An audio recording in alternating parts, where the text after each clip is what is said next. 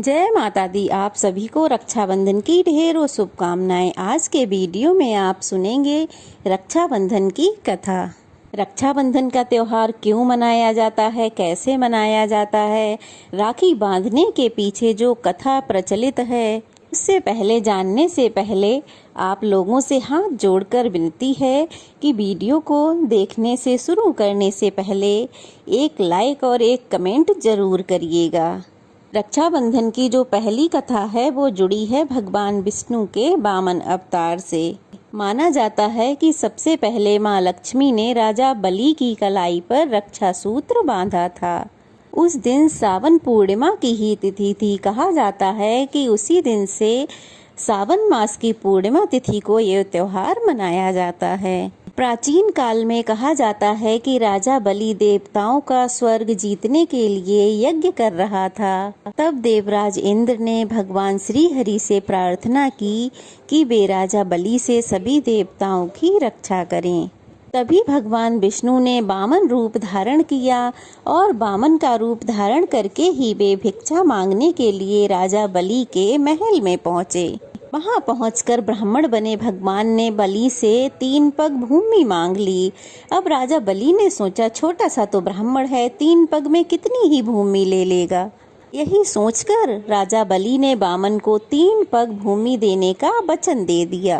तब ब्राह्मण वेश में भगवान श्री हरि ने अपना कद बढ़ाकर 1 पग में पूरी धरती नाप ली, दूसरे पग में पूरा ब्रह्मांड नाप लिया।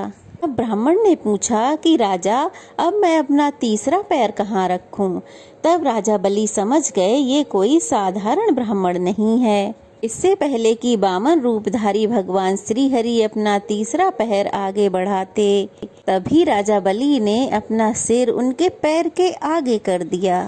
ये देखकर वामन रूपधारी भगवान विष्णु अपने असली रूप में आ गए और राजा बलि से वरदान मांगने के लिए कहने लगे। राजा बलि ने भगवान विष्णु से कहा कि हे प्रभु, मेरी इच्छा है कि आप मेरे साथ हमेशा पाताल लोक में ही रहें। अब भगवान विष्णु को तो राजा बलि की बात माननी ही पड़ी, उन्होंने वचन जो दे रखा था। इस प्रकार राजा बलि के साथ भगवान विष्णु पाताल लोक में चले गए। उधर जब भगवान विष्णु पाताल लोक में चले गए तो संपूर्ण ब्रह्मांड का जो कार्य था वह सब रुकने लगा। इस प्रकार भगवान विष्णु के पाताल लोक में निवास करने पर संपूर्ण ब्रह्मांड के संचालन में बाधा होने लगी।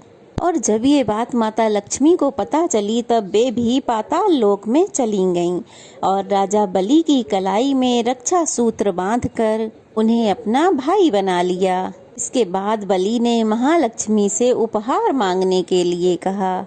तब महालक्ष्मी ने उपहार के बदले भगवान विष्णु को मांग लिया। राजा बलि ने अपनी बहन की बात मान ली और इस प्रकार भगवान विष्णु को वापस लौटा दिया। तब भगवान विष्णु ने कहा कि वे 4 महीने तक पाताल लोक में निवास करेंगे। तो जो भगवान विष्णु के 4 महीने पाताल में निवास करने का समय होता है उसे ही शास्त्रों में चातुर्मास कहते हैं। कहा जाता है कि तभी से रक्षाबंधन का पर्व मनाया जाने लगा। रक्षाबंधन के दिन बहनें अपने भाई की कलाइयों में राखी बांधती हैं और उनकी दीर्घ आयु के लिए प्रार्थना करती हैं। रक्षाबंधन की जो दूसरी कथा है वो जुड़ी है महाभारत काल से। महाभारत के समय जब द्रौपदी का चीरहरण हो रहा था तब भगवान श्री कृष्ण ने द्रौपदी की लाज बचाई थी। ऐसा माना जाता है कि द्रौपदी ने भगवान श्री कृष्ण की कलाई में राखी के रूप में अपनी साड़ी का एक टुकड़ा फाड़कर बांध दिया था।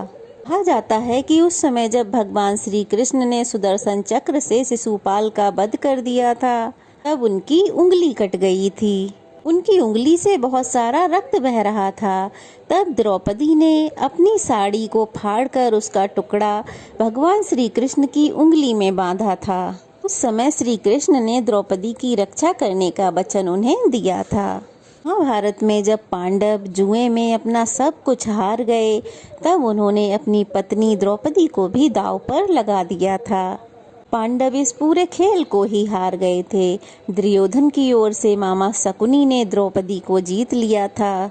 इस प्रकार द्रौपदी को अपमानित करने के लिए दुशासन द्रौपदी को बालों से पकड़ के घसीटता हुआ उस सभा में लाया था। एक तरफ जहां भरी सभा में द्रौपदी का अपमान हो रहा था, वहीं सभा में भीष्म पितामह, द्रोणाचार्य, विदुर जैसे न्यायकर्ता लोग ये सब मूक दर्शन बने यह सब कुछ देख रहे थे। जब सभा में दुर्योधन ने द्रौपदी का चीरहरण करने का प्रयास किया, तब भी सब लोग बस दर्शक बने देख ही रहे थे। यहाँ तक कि पांडव भी कुछ नहीं कर पा रहे थे। जब द्रौपदी ने देखा कि कोई भी यहाँ उसकी रक्षा करने, लाज बचाने नहीं आ रहा है, तो द्रौपदी ने अपनी आंखें बंद करके भगवान श्री कृष्ण को याद किया। मन ही मन में भगवान कृष्ण को पुकारने लगीं और कहने लगीं, हे गोविंद, आज आस्था और अनास्था के बीच एक भीषण युद्ध छिड़ा है। मुझे देखना है, क्या सही में ईश्वर है? और तब भगवान श्री कृष्ण द्रौपदी की लाज बचाने के लिए, उन्हें राखी में दिया हुआ वचन निभाने के लिए भरी सभा में प्रकट हो चमत्कार करने लगे। उन्होंने द्रौपदी की साड़ी को इस कदर लंबा कर दिया कि दुशासन खींचते खींचते बेहोश हो गया, लेकिन साड़ी बढ़ती ही जा रही थी, बस बढ़ती ही जा रही थी। सभा में ये सब देखकर सब आश्चर्यचकित थे। तब भगवान अदृश्य रूप में द्रौपदी की रक्षा कर रहे थे। द्रौपदी भी समझ गई थीं कि भगवान श्री कृष्ण ने आज उनकी बांधी हुई राखी की लाज रख ली थी और उनका चीरहरण होने से बचा लिया था।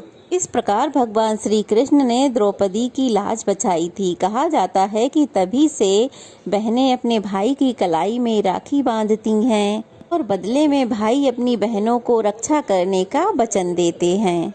यह थी रक्षाबंधन की प्रचलित कुछ कथाएं। कैसी लगी कमेंट बॉक्स में ज़रूर बताइएगा। अच्छी लगी हो तो वीडियो को लाइक कीजिएगा, ज़्यादा से ज़्यादा शेयर कीजिएगा और अगर नए हैं तो चैनल को सब्सक्राइब कर लीजिएगा। तो चलिए फिर मिलते हैं, तब तक के लिए एक बार फिर से आप सभी को रक्षाबंधन की ढेरों शुभकामनाएं। जय माता दी।